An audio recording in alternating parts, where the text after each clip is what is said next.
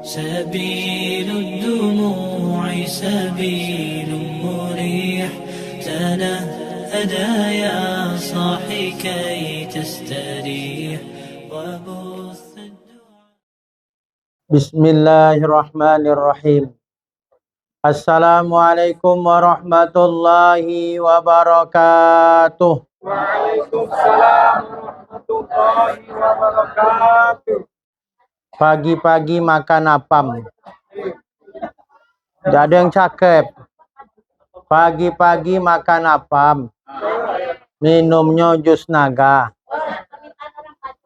Bapak Ibu yang jawab salam kami doakan masuk surga. Maju kemana, Bu? Hah? Siko, Bu? Belakangi Pak Lurah kami. Hah?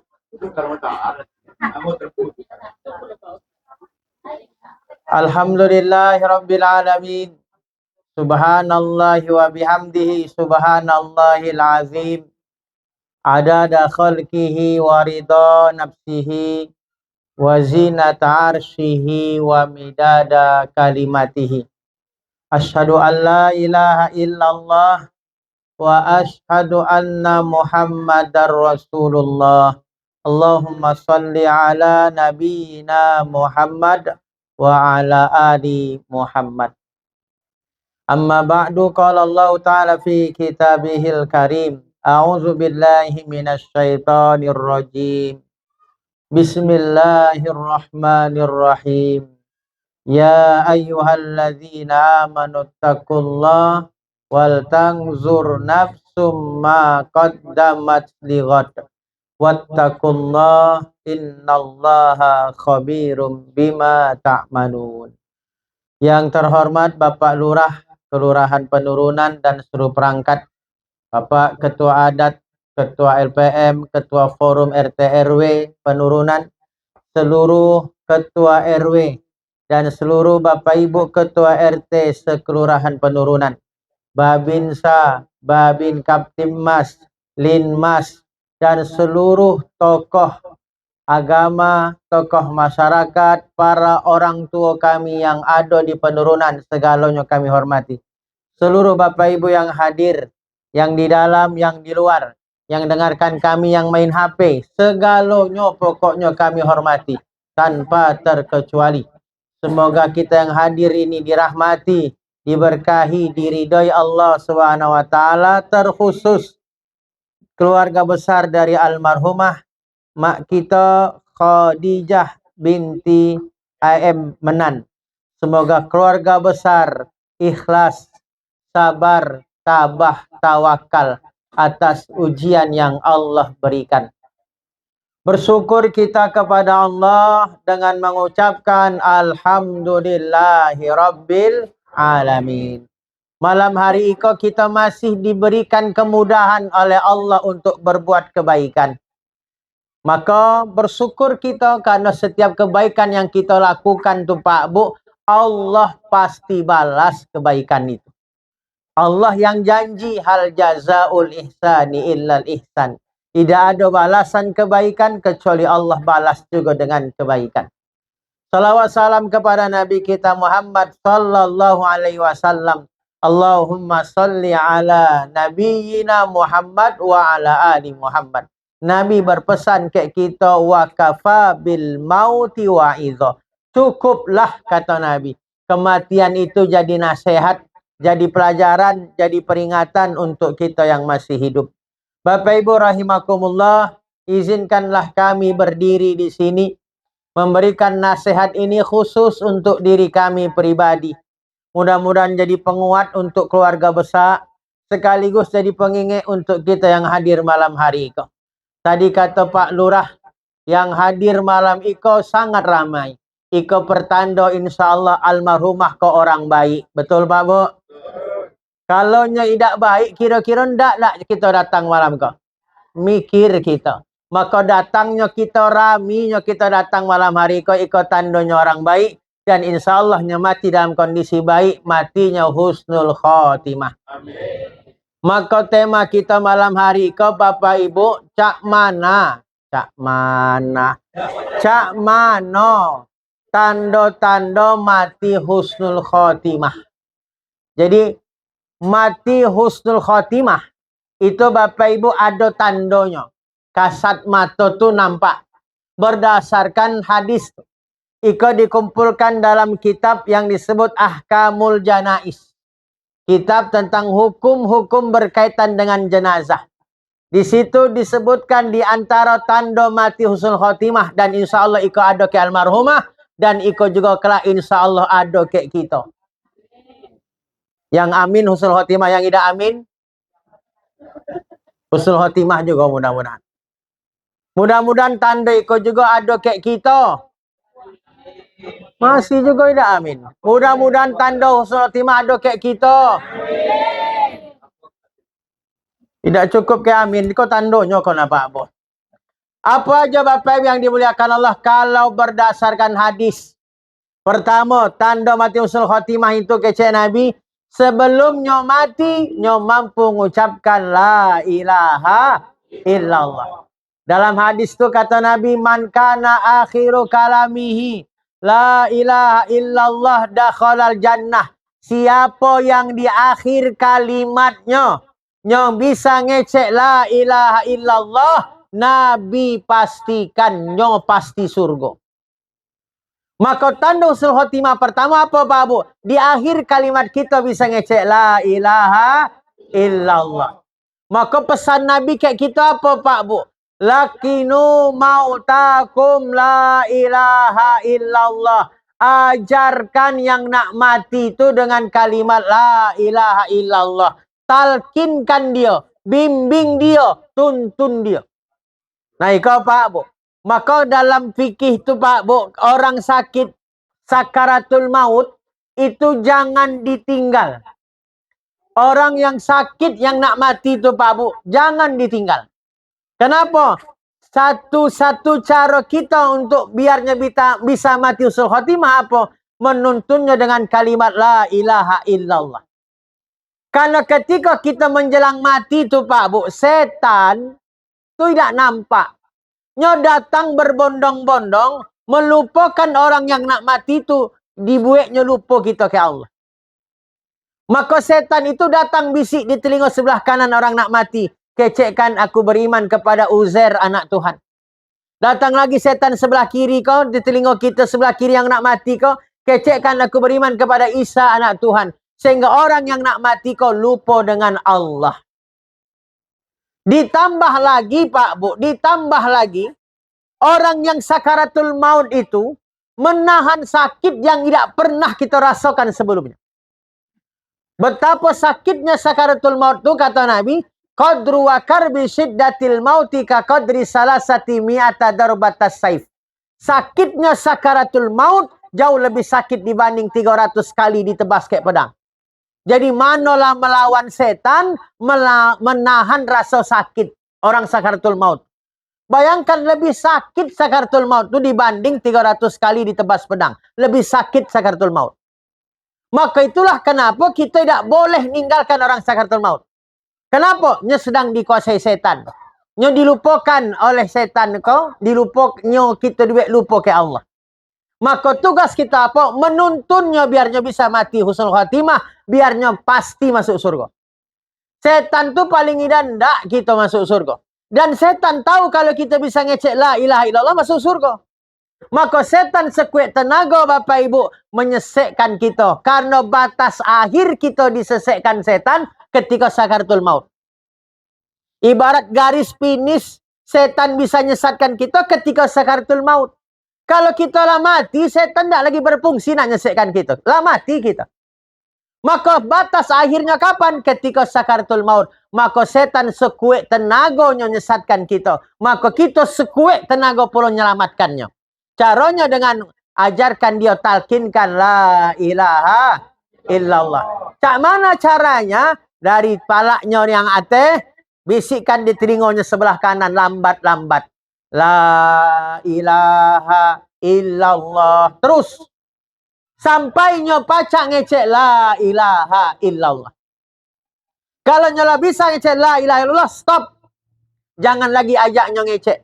Jadikan itu kalimat terakhirnya sebagaimana tadi kecek Nabi. Siapa yang kalimat akhirnya la ilaha illallah, Nabi pastikan surga. Tapi tetap jangan kita tinggal. Agar itu menjadi kalimat terakhir. Kadang orang sakaratul maut itu merasakan haus, Pak. Hausnya. Maka kadang kita bantu. Maka ada dalam satu riwayat itu diberikan air, dibacakan Yasin. Itu hadisnya lemah. Tetapi boleh juga, boleh kasihkannya minum. Kalau kadang minta minum. Ulangi lagi. La ilaha illallah. Walaupun mungkin tadi kadang mulutnya lah terkunci, tetap kita tuntun la ilaha illallah. Karena kita tuntun bukan lagi mulutnya, tapi rohnya. Jadi jangan kita tinggal. Walaupun mungkin waktu hidupnya mimpin tahlil. Tidak ada jaminan kita bisa ngecek la ilaha illallah ketika mati itu. Jangan pula kalau ada Pak Imam kita tinggali. Biarlahnya imam kece kita. Tidak ada jaminan. Nah ustaz, nah imam tetap kece Nabi. Talkinkan dia. Bantu dia. Tuntun dia. Nah itu Bapak Ibu yang dimuliakan oleh Allah. Tugas kita menyelamatkan orang yang mati itu. Agarnya bisa ngecek la ilaha illallah. Nabi jaminkan sorganya pasti. Pelajaran kayak kita apa Pak Bu? Jangan pernah sekalipun, sebentar pun, sekejap pun ninggalkan orang yang sakaratul maut. Karena ingat tadi Pak Bu, orang sakaratul maut sedang dikuasai setan. Maka kadang kita baca Yasin biar ngusir setan yang menguasainya. Maka kadang ada orang mati itu ngigau Pak Bu. Ngigaunya. Manggil datuk lah datang kecenya. Poyang lah datang kecenya. Datuknya yang mati itu dia kecenya. Siapa yang tengok? Bukan datuknya yang mati itu. Tapi siapa? Setan yang menyerupai persis seperti datuk itu. Tertengok kayaknya. Dan itu setan sengaja. Sehingga kalau kita orang yang mati kan, ambo nak ikut datuk. Tuh, ikuti datuk yo. Datuk kecek, ambo nyesal nyembah Allah. Nah sampai segitunya usaha setan Bapak Ibu nyesatkan kita. Maka tugas kita talkinkan, bantu orang yang nak mati dengan kalimat la ilaha illallah. Yang kedua Pak Bu, tanda orang mati husnul khotimah itu apa? Berkeringek iko Pak Bu, keningnya. Hadisnya kata Nabi, mautul mu'min bi'arakil jabid. Matinya orang beriman itu mengeluarkan keringek di keningnya. Apa namanya sih kau di penurunan kau Pak? Jidat. Matinya orang beriman kejadian berkeringek ke keningnya. Itu Pak. Dan itulah Bapak Ibu yang dimuliakan oleh Allah. Kenapa kata ulama? Karena mati itu sakit. Tapi sakitnya cuma ibarat keringek. Samalah kita pane-pane, nasi pane, minum pane, sambal pedeh. Pedeh dah itu Pak Bu. Pane pedeh. Tapi lemak tak kita makan. Coba kita bayangkan.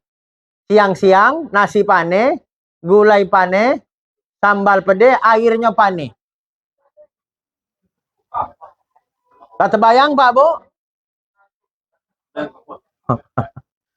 Maka makannya pasti nikmat. Nikmatnya apa buktinya nikmat? Berkeringek kening kita. Maka mati itu Pak Bu sakit.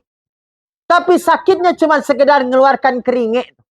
Artinya mati bagi orang beriman itu memang sebuah kenikmatan sesungguhnya. Maka orang beriman itu kalau matinya istirahat ke Nabi. Ketika datang orang mati lewat tuh Pak Bu. Orang lewat jenazah ke Nabi. Mustarihun. Nyo istirahat. Lewat lagi jenazah. Wa mustarahun anhu. Nyo diistirahatkan. Sahabat nanya. Rasul, ada orang mati istirahat, ada orang mati diistirahatkan. Iyo kece Nabi. Siapa pula orang yang istirahat? Siapa pula yang diistirahatkan? Kece Nabi. Kalau orang beriman yang mati. Kalau orang beriman yang mati. Maka matinya orang beriman itu nyo istirahat. Yastarihu minhu min nasabid dunya wa azaha ila rahmatillah. Kalau orang beriman yang mati, maka matinya istirahat. Istirahatnya dari susahnya dunia. Istirahat dari hiruk pikuknya dunia. Menuju rahmat Allah. Maka kita sebut orang mati itu berpulang ke rahmatullah. Tapi kalau yang mati itu orang yang tidak beriman. Orang yang tidak sholat. Orang pelaku hobinya buat maksiat. Maksiat hobinya selama hidup. Maka matinya itu berarti bukan istirahat. Diistirahatkan. Siapa yang diistirahatkan? Orang-orang sekitarnya yang istirahat. Sehingga seluruh makhluk istirahat. Nyo tidak istirahat yang mati, tapi orang istirahat. Alam istirahat. Pohon istirahat. Sehingga binatang pun ikut istirahat. Alhamdulillah kecek binatang. Nyo mati. Tidak ada lagi ganggu ambo. Manusia juga bersyukur. Alhamdulillah nyo mati. Tidak ada lagi ngezalimi ambo. Orang yang istirahat. Nyo tidak pernah istirahat. Maka ikut Bapak Ibu yang dimuliakan oleh Allah. Kematian bagi orang beriman itu sesungguhnya istirahat. Mati bagi orang beriman itu nikmat. Nikmat tak Pak? Nikmat tak Pak? Nikmat buktinya orang mati sampai kini tak mengulang. Artinya lemak mati itu Pak. Daripada hidup. Ya kan Bu? Lemak mati apa hidup Bu? Ibu lemak mati apa hidup?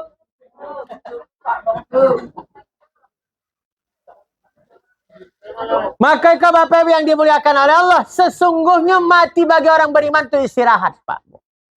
Karena mati itu Nabi sebut al-mautu babun, mati itu pintu gerbang.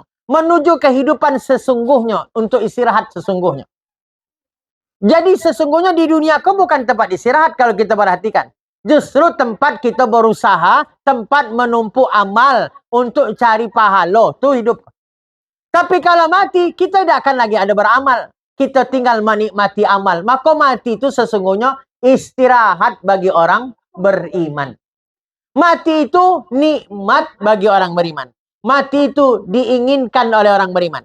Mati itu dicintai orang beriman. Maka kata Nabi, man ahabba liqa Allah, ahabba Allah liqa'ahu. Siapa yang cinta berjumpa dengan Allah, Allah pun cinta kayaknya. Tapi siapa yang membenci ketemu Allah, Allah pun benci ketemunya. Sahabat nanya, Rasul emang ada orang yang benci ketemu Allah? Ada kecek Nabi.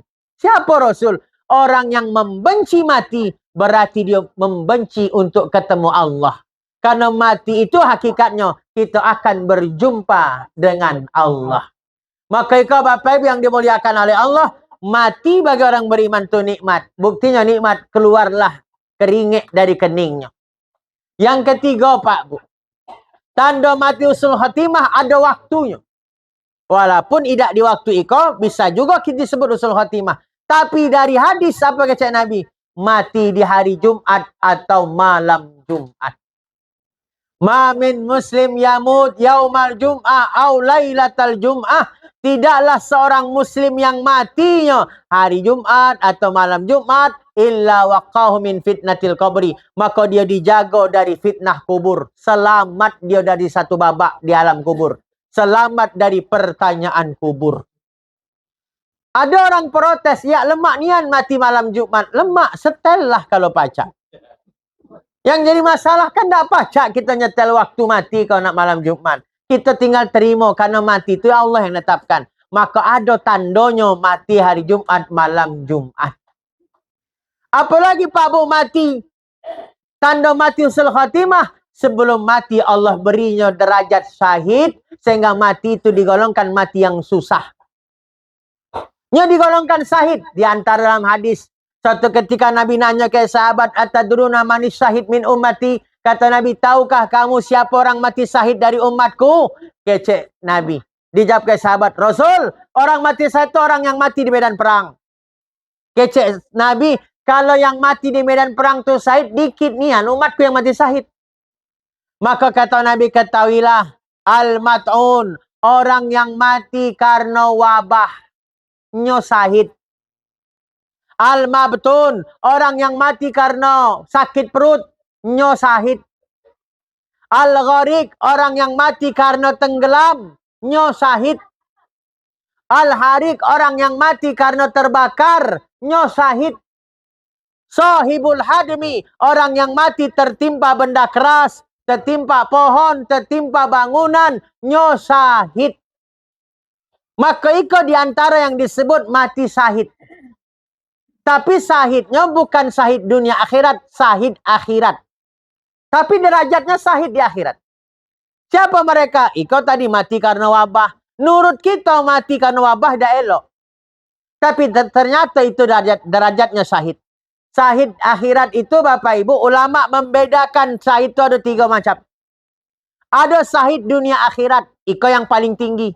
Siapa dia? Mati berperang di jalan Allah, niatnya karena Allah. Maka orang itu disebut syahid dunia akhirat. Kalau orang itu mati, Pak Bu, tidak usah dimandikan. Syahid dunia akhirat. Cukup sholatkan, kuburkan langsung ke pakaiannya penuh darah. Syahid dunia akhirat. Ngapo? Nyo dimandikan malaikat kelak. Ada jenis syahid yang kedua, syahid akhirat tadi. Nyo mati bukan di medan perang.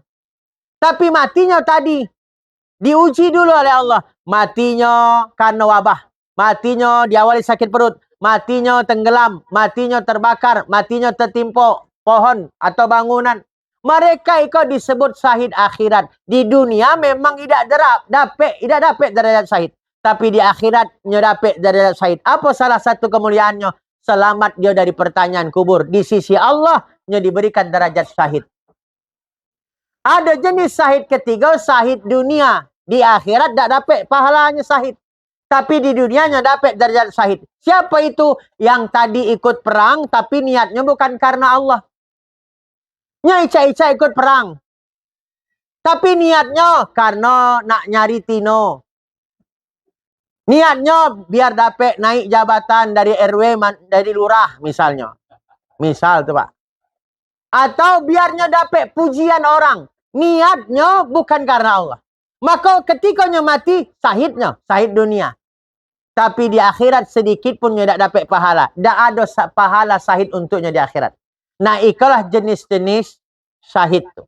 Maka di antara tanda mati husnul khotimah itu apa Pak Bu? Salah satu itu kita diberikan kematian diawali dari tanda mati syahid.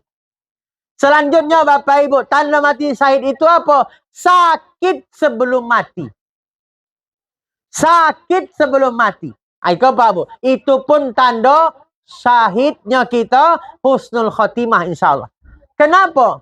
Karena ternyata Bapak Ibu, Allah itu memberikan kita sakit sebelum mati untuk menggugurkan dosa kita dulu.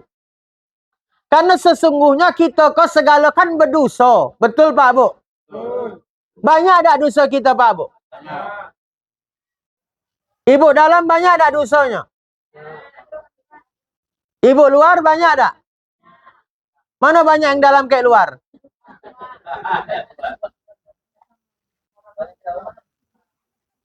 Kita kok berdosa segala Pak Bu. Jadwal mati itulah nak tiba. Dosa masih banyak. Maka cak mana dosa yang masih banyak, jadwal kematian di depan mata. Maka itulah Allah kirimkan kita sakit, dengan sakit itu menggugurkan dosa sebelum kita mati. Maka kenapa Nabi yang jamin? Ma yusibul muslim min wasabin, wala hammin, wala aza. Tidaklah seorang muslim yang Allah beri dia ujian. Kesakitan ujian itu. Diuji dia dengan siksa yang dia tidak suka. Hatta saukah yusakuha. Walaupun sakitnya itu ringan. Apalagi yang berat. Walaupun cuma sekedar tertusuk duri. Apalagi lebih dari itu. Maka Nabi jaminkan. Waqahu min fitnatil qabri. Maka Nabi jaminkan dia diangkat dari fitnah kubur. Hutta anhu khoti'atu. Allah hapuskan dosanya. Wa rufi anhu darajatu. Allah tinggikan derajatnya. Cuman gara-gara sakit. Nurut kita tu kan tidak enak sakit. Nurut kita tidak elok sakit. Tapi ternyata nurut Allah elok. Untuk apa? Kita yang banyak dosa, biar digugurkan dengan sakit korupon. Maka sepakatlah oleh ulama, kalau pacak kita nyetel mati, biarlah sakit dulu baru mati. Biarlah sakit dulu baru mati. Daripada mati tanpa sakit. Daripada mati mendadak tanpa sakit. Karena tadi kita banyak dosa, cak mana dosa kau digugurkan? Cak mana itulah caranya yang diajarkan Nabi tadi, dijamin dalam hadis. Gugur dosa itu gara-gara sakitnya kita. Maka itulah kata Nabi dalam hadis itu, innallaha idza habba qauman ibtalahum. Sesungguhnya Allah ketika cinta kepada hambanya, Allah ujilah hamba itu. Salah satu ujiannya, sakitnya kita karena Allah cinta kepada kita. Untuk gugurkan dosa-dosa kita. Selanjutnya Pak Abu, tanda mati husnul khotimah itu apa? Matinya kita ditutup dengan amal kebaikan. Man qala la ilaha illallah summa khutimalahu. Siapa yang ngecek la ilaha illallah kemudian ditutup, maka dia mati husnul khatimah tu. Kemudian waman shoma yauman, siapa yang puasa sehari lillah karena Allahnya puasa. Kemudian khutimalahu, ketika puasa tu nya mati, maka puasa tu jadi amalan terakhirnya husnul khatimah. Intinya apa Pak Bu? Siapa yang beramal dalam amal tu nya mati, maka itu berarti juga tanda husnul khatimah. Karena mati kita tu Pak Bu, kalau kita perhatikan mati itu sesungguhnya bisa kita setel. Sebagaimana dinasihatkan oleh ulama, matan nas bima ya'ish. Matinya manusia sesuai kebiasaannya, hobinya ketika hidup. Maka Allah ingatkan, wala tamutunna illa wa antum muslimun.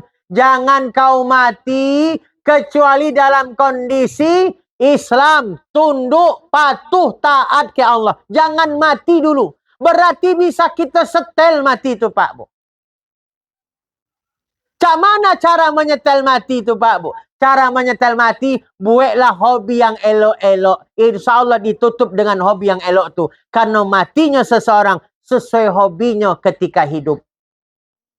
Orang yang hobinya main ke hotel, biasanya matinya di hotel. Banyak kan cerita itu kan Pak Bu? Jawablah Pak. Orang yang hobi waktu hidupnya mabuk, biasanya mati dalam kondisi mabuk. Ya kan Pak Bu? Bini yang hobi ngomeli laki, biasanya matinya sedang. Maka pelajarannya, kalau nak mati elok, mulai kini pasanglah hobi yang elok. Jangan mimpi nak mati husnul khotimah, tapi hobinya masih aja ngerjakan yang buruk. Tidak nyambung amalnya. Doa, ya Allah matikan aku husnul khotimah, tapi tiap hari kerja mabuk. Berdoa minta mati husnul khotimah, tapi kerjanya masih tiap hari buat dosa. Maka tugas kita apa Pak Bu? Pasanglah hobi yang elok-elok. Insya Allah matinya elok. Banyak yang viral kita kemarin. Ada yang sedang sholat sunnah, matinya dalam kondisi sujud. Viral berapa kemarin? Ada yang sedang lagi ngimam, matinya lagi sedang imam. Banyaklah kematian itu. Walaupun Bapak Ibu tempat yang baik, tidak juga jaminan mati husnul khotimah. Ada orang mati di masjid, tapi belum tentu husnul khotimah. Ada juga. Rupanya mati di masjid, ngapa? Lagi maling celengan tadi. Celengan masjid. Pas lagi maling, kena jantungnya. Jadi tidak ada jaminan mati di tempat elok tu mati husnul khotimah. Tapi tadi Bapak Ibu, bukan tempatnya sesungguhnya, tapi keadaan orangnya, bukan masalah tempatnya. Dan tidak ada jaminan juga mati di tempat buruk, itu juga bukan berarti mati buruk. Ada orang mati di ujung tu RT berapa Pak? Proba itu? Ada RT 8, ada RT. Banyak ketua RT-nya nampaknya di situ nampaknya. Ketikanya mati di situ belum tidak boleh pula kita vonis matinya buruk, suul khotimah. Biasa entahnya lagi mancing, ya kan Pak? Entahnya lagi cari nafkah, mancing tadi. Entahnya lagi ceramah di situ kan tidak tahu kita. Maka tidak ada jaminan pula tempat buruk, tempat yang elok jadi tanda husnul khotimah. Tapi tadi di antara tanda-tanda husnul khotimah. Maka ika Bapak Ibu yang dimuliakan oleh Allah, mudah-mudahan ika adalah ke almarhum, sehingga ke almarhumah, sehingga insya Allah almarhumah digolongkan orang-orang yang husnul khotimah, ditempatkan juga di tempat terbaik insya Allah. Tugas kita kini mumpung hidup melah Pak Bu, kita setel mati yang baik. Caranya berhentilah kalau masih ada hobi yang buruk. Mulai malam iko stoplah hobi yang buruk. Kita mulai malam iko dengan hobi yang elok-elok. Insya Allah mati kita juga elok. Ditempatkan kelak di tempat yang terelok. Amin. Ya Rabbal Alamin. Demikian Bapak Ibu yang dimuliakan Allah. Mari kita berdoa kepada Allah. Kita doakan almarhumah mak kita Khadijah binti A.M. Menan. Semoga almarhumah Allah wafatkan husnul khatimah. Allah ampuni hilaf dosanya. Allah lipat gandakan pahala dan kebaikannya. Allah lapangkan dan terangkan alam barzahnya. Dan Allah rahmati seluruh keluarga besar atas musibah ini. Ala hadhihi niyah wa likulli niyatina salihah wa liridhaillah lahal fatihah. A'udzu billahi minasyaitonir rajim. Rabbana zalamna anfusana wa illam taghfir lana wa tarhamna lanakunanna minal khasirin. Rabbana atina fid dunya hasanah wa fil akhirati hasanah wa qina adzaban nar. Allahumma khtim alaina ya Allah bihusnil khatimah. وثبت خديجة بنت أيمن بحسن الخاتمة ولا تختم علينا وعليها بسوء الخاتمة وصلى الله على محمد النبي الأمي وعلى آله وصحبه وسلم سبحان ربك رب العزة عما يصفون وسلام على المرسلين والحمد لله رب العالمين تقبل الله منكم minna wa minkum fataqabbal ya karim. Terima kasih Bapak Ibu. Mohon maaf dan batin. Subhanakallahumma bihamdika asyhadu an la ilaha illa anta astaghfiruka wa atubu ilaik. Assalamualaikum warahmatullahi wabarakatuh.